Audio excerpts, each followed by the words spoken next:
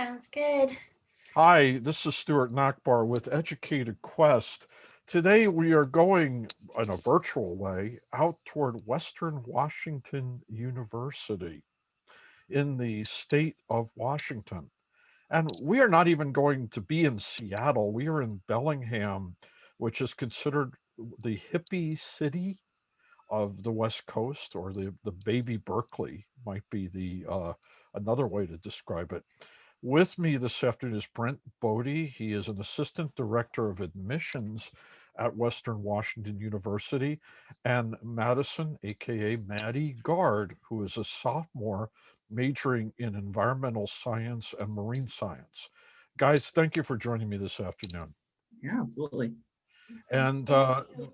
Maddie, because students and parents are going to be listening into this, what led you to choose Western Washington from the other schools you were thinking about? Western really stood out to me because I knew I was interested in pursuing a degree in like conservation, and I was thinking environmental science because I'm really interested in like STEM especially. So like that was what kind of decided like environmental studies versus the science majors.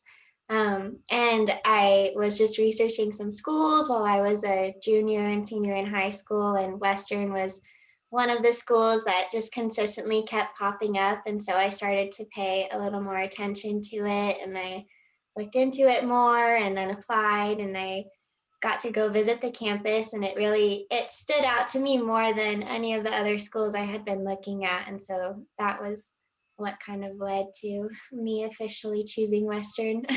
Maddie, what other schools were you thinking about? I looked at some in-state schools for tuition reasons. I looked at the University of Arizona and also Northern Arizona University because that's the state where I'm from. And I also looked at some Oregon schools because they had some good programs for oceanography, which was something I was looking into as well. And I looked at Oregon State University and University of Oregon. And I also was looking at Western Washington, and I got to visit each one and take a tour of each one, and Western really felt like the right place for me after high school. Maddie, what was the most pleasant surprise after you'd been at Western Washington a while, something you didn't expect at all when you were starting school? I would say the community of Western Washington, it was really different from some of the other schools I looked at. And then, especially after being there for the first year, everyone is really just so helpful. Like, I have made some really great connections with professors and with like my RA my first year in the dorms, and also just people in the community. And everybody is super willing to help you out with anything that they can.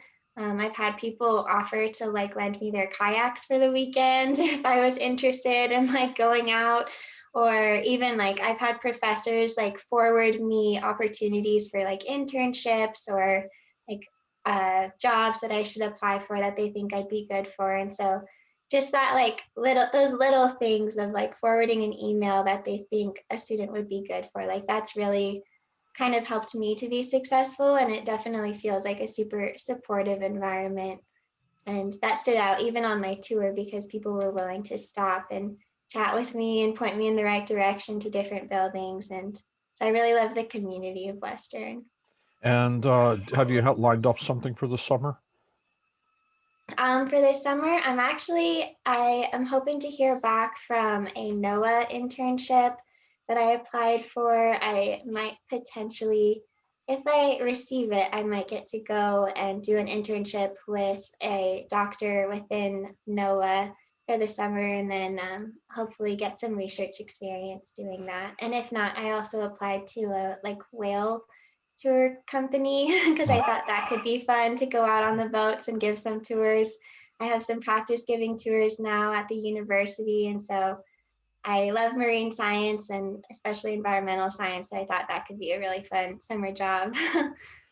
Brent, do you find that to get someone like Maddie to come to Western Washington, there's a little bit of a pitch that you have to give if they come from Arizona or California or even New Jersey? Yeah, it's definitely something about getting to understand what the student really wants out of their university experience and really figuring out if we have what they're looking for, right? Whether that is that community-based feeling, whether that's having access to the outdoors. We're certainly known for our access to being able to go outside. For some students, it's a specific major, like Maddie had said, looking at for environmental science programs, there's only going to be so many of those. So when we can find those interests for those students and see that, we can really be a great place for them to be able to thrive, it's a really great opportunity to get them that little bit of more information, kind of pique their interest that way. And then whether that's coming to visit campus, having a phone call with one of our admissions counselors, whatever that is for the student to help figure out, if that's going to be the best fit for them. We want to be able to do that, be able to provide that for them in the best way that we can. Is there anything that you have to do in the pitch when you're facing, let's say, a student just like Maddie was thinking about the University of Arizona? I would imagine students who are interested in Western Washington are thinking about the University of Washington. They might be thinking about Washington State. They might be, Maddie also mentioned Oregon State. They have a West Coast where there's higher profile schools. Yeah. And there's also a few selective liberal arts schools for some of these majors.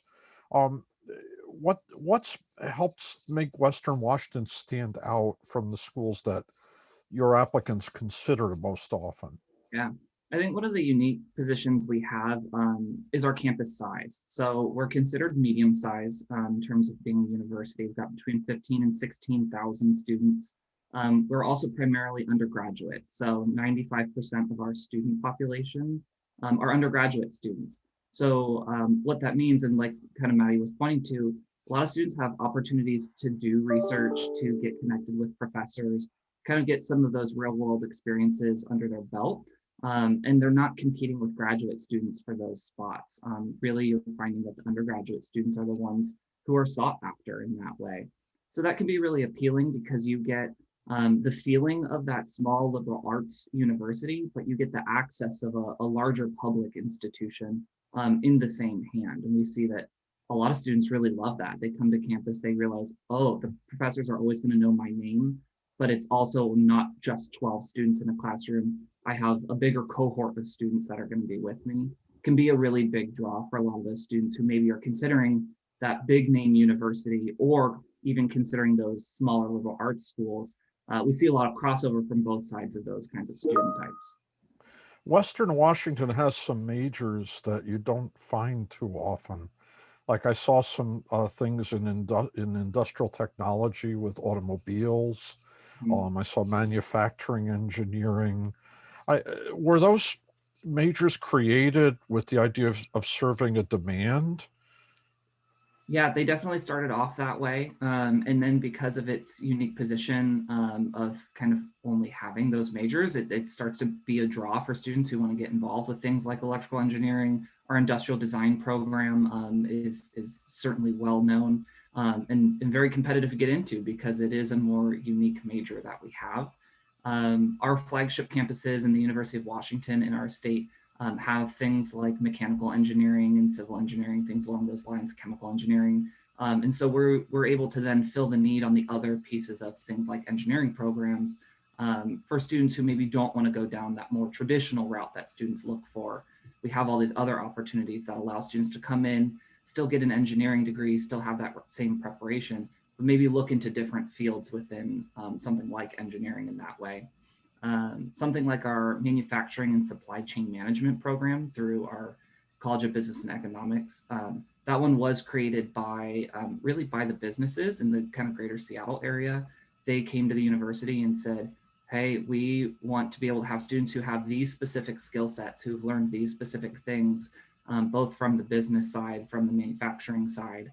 And so they really created that major specifically to help become a feeder population for students who graduate to go into places like Boeing and Microsoft and some of those bigger corporations that we have just down the road from us.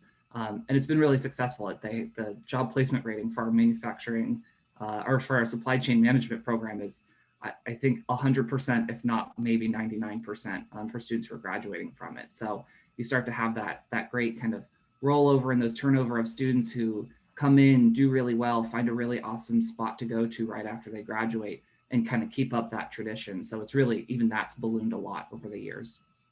Maddie, were you on campus all of last year, fall and spring during the pandemic? I was living on Western's campus for both fall and winter quarter, and then kind of when the pandemic hit in March, I had the option to either move out of my dorm or stay on campus. And my family just decided it would be best for me to come back home for the spring since everything was so up in the air. And so I wasn't there for spring quarter, but I was there for the first two. And for the spring quarter, everything was online. Yeah, everythth got moved virtually, and it's been virtual since last March. And you're on campus now? Yeah. Or no, we're not on campus yet, but I'm back up in Bellingham in an apartment really close to campus. So Also you're doing virtual classes, yeah.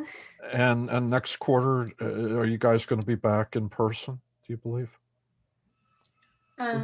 Or has no one said anything yet about that? Next quarter is planned to be virtual again for the spring, but they're starting to make the plans for fall to start the transition back. Oh, and also there have been hybrid classes this year. I just haven't had any of those on campus. So there are some students on campus for some of those special courses that really need to be in person. Did you get to know the community, going back to Bellingham, but not being able to come to class on campus? Did you get to know the community a little bit better than you might have otherwise?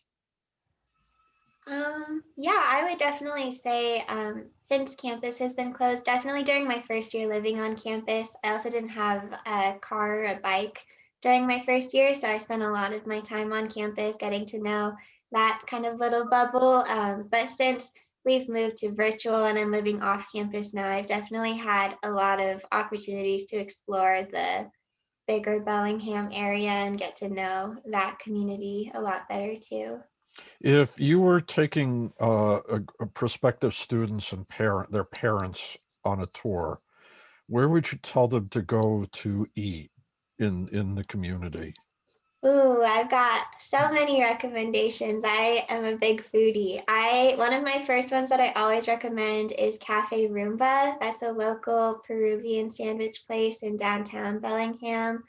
And Peruvian sandwiches sounds really niche, but they are so good every single time. It blows my mind how good those sandwiches are.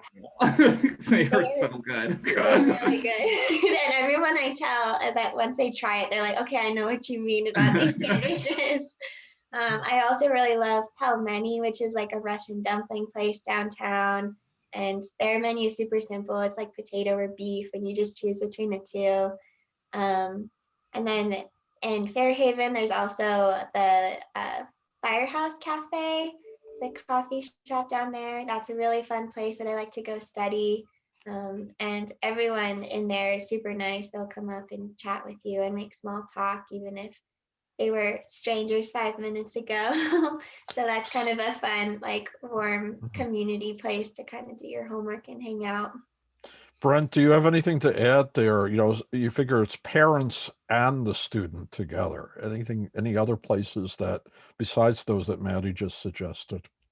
I think my biggest suggestion is that you really can't go wrong when it comes to downtown Bellingham. What's neat about downtown is there's just so few chain restaurants down there that everything's for the most part locally owned or some kind of small business. And so you really can actually just park in downtown and point your finger in a direction and pick a restaurant that you're facing.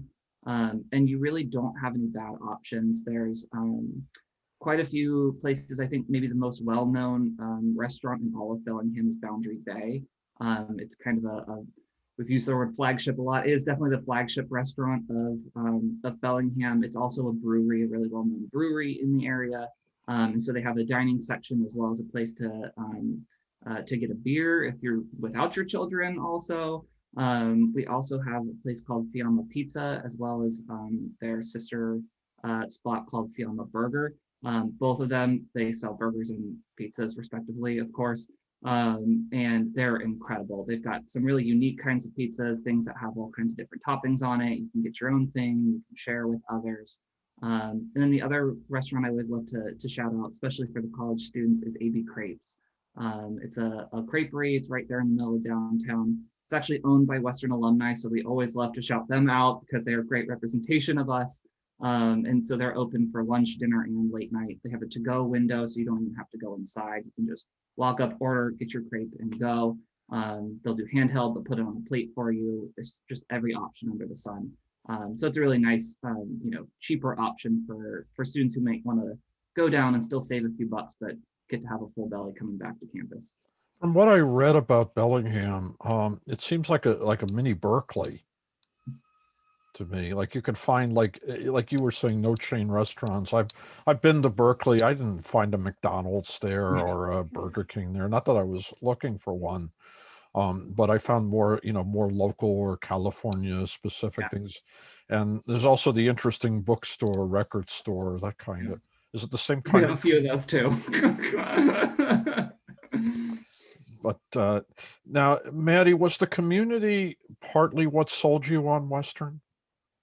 Definitely. I just remember walking around campus because I had one day that I spent on Western's campus just to kind of see if it'd be a good fit. And I did a tour, and that was really great because I learned a lot about the university through that. And then for the afternoon of that day, my mom and I were just kind of wandering around campus and like checking out the bookstore or different buildings. So we found like the environmental studies building, and we went inside, and it was like just so neat going in there because it's like almost a museum with like a lot of different like interactive exhibits with like a tide pool and like a like sandbar, and they all have like these explanations of like why they're there and different rock collections. But while we were like looking at these different exhibits, we actually had a couple of like professors or faculty like stop and chat with us in the hallway outside of their offices, and I thought that that was just so neat. And when they found out I was a prospective student and not a current student, they were even more interested, and they were like, oh, well,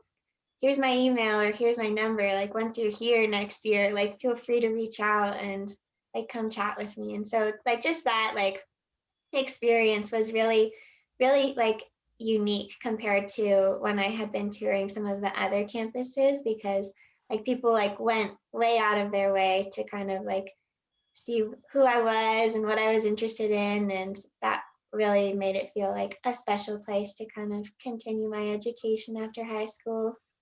Well, Western has this Huxley School. I read Mhm. about. Are you enrolled there? I am, yeah, that is the college that I do my major through, because Western has a few different, I believe it's 7 colleges underneath the larger like university umbrella. And so Huxley College of the Environment, or the College of the Environment, is what I do my environmental science program through. And was this the only school you looked at that had something like that? Yeah, it was pretty unique compared to the other schools. I know that the other schools I had been looking at had environmental science degrees or maybe like a biology with like environmental emphasis on it, but Western was one of the only colleges that had that like entire college of the environment that I had looked at. And how would you divide your classes between science, biology, chemistry, things that are a blend of both, and social science, like environmental policy, environmental management? How would you divide your academics? Well, my actual major classes are mostly science courses. And so I've taken a lot of, like you said, chemistry, biology. I took geography, oceanography since I started.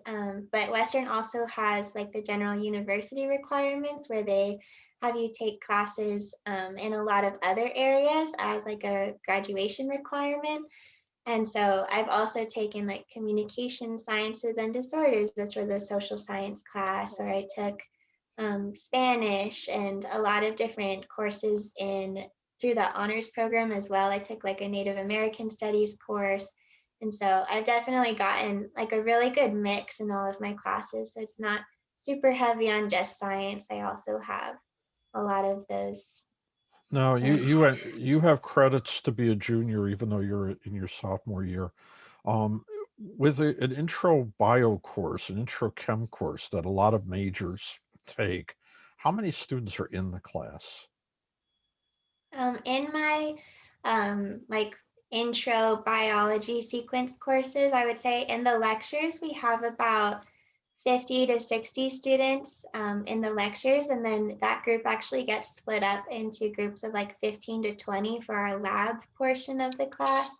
And so we have like the larger lecture with the professor, and then there are the office hours if you need like one-on-one questions answered, and we have the labs with our TAs or with our professors. Sometimes they show up and help out too with the labs. So you have like the smaller setting and then also the slightly larger setting with classes. Brent, the reason I asked Maddie this question is that some at schools like the University of Washington or the University of Arizona, the University of Oregon, those courses like bio and chem and econ and often are called gatekeepers.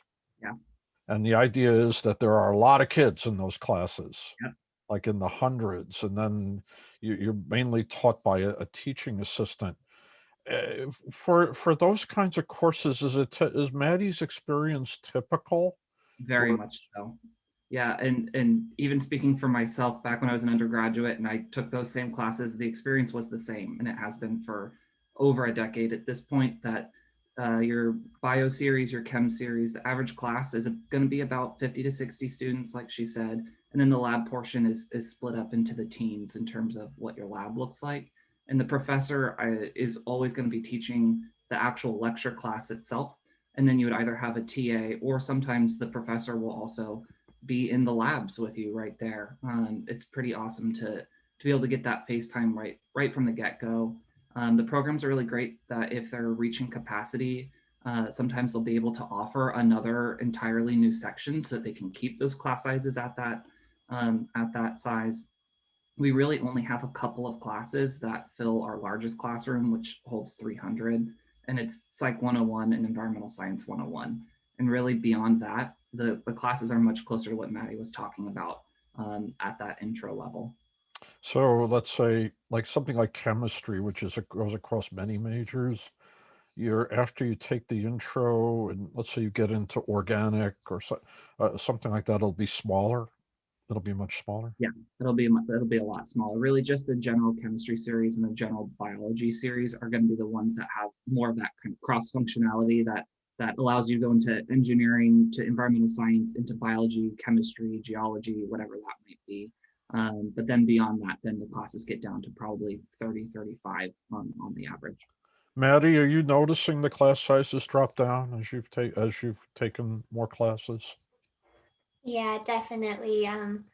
In my like intro to chemistry series, or not intro, but like the chemistry series that I took my first year, it was a larger class, and then same with my biology series. But now that I've started to take like my oceanography lab, like there's only 12 students in that class, and it's the professor teaching it. So we've actually gotten to get to know the professor like really well throughout the quarter, and so it's definitely gotten smaller as I've like gone up in the years and class levels. Now, I live on the East Coast, and my perception of the big West Coast universities is that there's some bonding around an athletic tradition and things that are very, very high profile. I have to admit, I know nothing about Western Washington in terms of athletics, but what sort of bonding traditions are there around this campus that get many, many students together? Um, for getting lots of students together, I know last year for all of Western, we have like the Paint Bellingham Blue at the beginning of every year, where all of the students will start in Red Square and then they like walk to downtown Bellingham because it's only about a 15-minute walk. And then there was like this DJ and fireworks, and all of these food trucks came out. And so our associated students put on some really big events like that, where we have like the outdoor movie nights, on some of the lawns on campus, and a lot of students will come out to that. They bring like sofas somehow and like put them out on the grass with all their snacks and everything. And so there's a lot of different events going on campus when we're in person, where a lot of students will show up and hang out and meet new people there. And we also have our like varsity sports. I know a lot of students will go to like the basketball or the volleyball games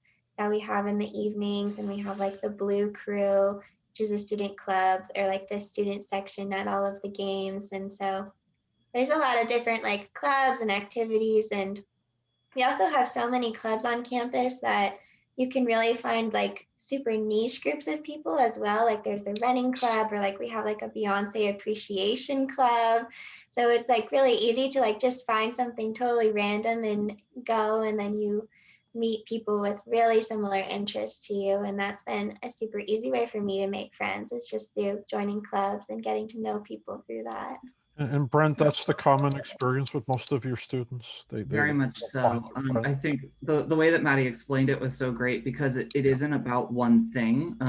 Not being a NCAA Division I school, we're Division II, is that sports aren't everything at the university. It's not to say that we don't have them. Our basketball team has made Final Four for Division II multiple times. So there's still lots of things to do. There are still the sport balls to go and cheer and sit in the student section and rally around that. But just like you're going to have a set of students doing that, you're also going to have a set of students who are going to a dance that's happening on campus, or going to one of the blow-up movies with the big screen. There's always something else to be able to do and go and do, that we don't really have just one type of student who wants to come and do the one thing on a Friday night. You're going to have just this huge variety that everyone starts to get involved in. They kind of find their niche, or they find that club that they're really passionate about, and then do activities through that and create community in that way. So we have lots of smaller overlapping circles, rather than just having the one thing to do on that Friday night. And that's what's, I think, so fun for our students to be able to be involved with. Now, last questions. Have you, when you have tours or parents that are interested, are you getting questions you would never have gotten if there was no pandemic? Oh, of course. It's a whole new set of information that we've all had to learn, both from our staff in the admissions office, from our student tour guides who are leading our virtual tours right now. We're certainly playing everything as it comes and trying to have as much information for everyone as possible. But the easiest way for us is to just give us a phone call or shoot us an email and get the most up-to-date information that you can. We do keep our website as up-to-date as possible with whatever the new rules are, the new policies, or what we're doing moving forward with classes, with tours, things like that. That's where all that information will be. And is there optimism that Maddie and and other students, that the experience that they hoped for will be available in the fall? I think so. Our president's most recent note that he sent out, I want to say it was maybe a couple weeks ago at this point, really seemed to indicate that we'll be able to transition back to a little more of what we knew. There might not be as large of events with as many students all at once. We'll probably stair step our way into that. But there's certainly going to be, I have to imagine, a lot more activities now that there's a vaccine out. We'll be able to have more students living on campus, things along those lines. We'll start to see some of those, what we have as normalcies kind of really come back into our everyday life. Maddie, do you believe that things are going to come back to a close to what they were before?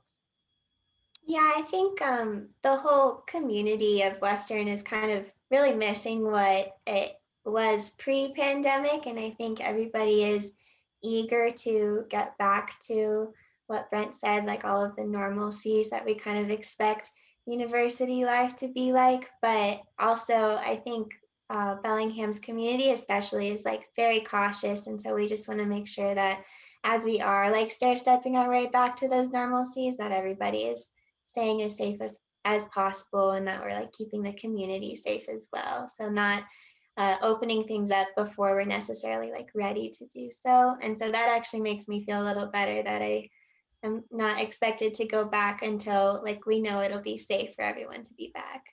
Well, Maddie, I join Brent in wishing only success. And I want to thank both of you for spending time with me this afternoon. Of course. Thank you.